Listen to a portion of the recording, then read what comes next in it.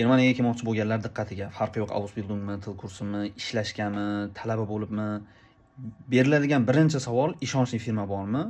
Siz yordam berasizmi, viza berasizmi yoki o'zim qilishim mumkinmi? Bizda miyamizga shunaqangi singib ketganki, chetga ketish uchun albatta kimdir yordam berish kerak, konsalting bo'lish kerak, firma bo'lish kerak.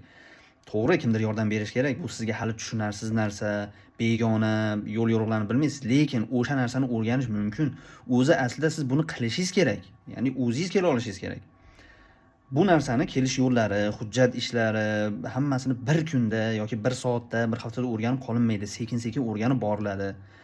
Buni siz mana men nimaga videolar qilyapman? YouTube'ga bali birinchi video chiqdi, yana chiqadi hali, Instagramda tushuntiryapman. O'sha o'zingiz qiling shuni deb. O'zingiz qilib, hujjat tayyorlab, ishga topshirib, o'zingiz keling deb. Konsalting firmalar ham nima deydi, siz uchun jonni kuydirib olmaydi. To'g'ri yordam beradi, 1-2 ming pulingizni olib. Lekin iloji boricha siz masalan Ausbildung bo'lsa, shu to'g'ri chiqqan birinchi vakansiyaga jo'natishni sizdan tezroq qutulishni o'ylaydi. Siz o'zingiz topshirsangiz, bunday o'tirib tanlab, har xil yo'nalishlarga, o'zingiz xohlagan firmalarga topshirib, o'zingiz yoqqan joyga ketish ehtimolligingiz bor-da. Konsaltingga farqi yo'q. O'sha odam bormayotgan birinchi vakansiyaga uradi, sizni tezroq mana senga chiqib turibdi, tayyor ket bor deydi, bo'ldi. Shuning uchun o'zingizlar qilishni o'rganinglar. Vaqt ketadi, nimanidir noto'g'ri qilasizlar, topshirib ko'rasizlar, lekin tuzatib o'rganib borasizlar vaqt o'tishi bilan. Bitta meni video emas, internetda to'la yozdi video.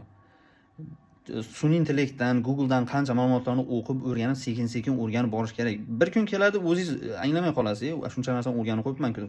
Bu o'zingizga yaxshi bo'ladi ertaga. Boshqa birovga ham yordam berishingiz mumkin, yo'l ko'rsatishingiz mumkin. Kelganingizdan keyin asosan siz butun boshli Yevropadagi rivojlangan davlatga o'qish uchun, bir ilmli inson bo'lish uchun kelyapsiz. Endi bir hujjatni o'zingiz qila olmasangiz, ertaga bu yoqda qanday olib ketasiz?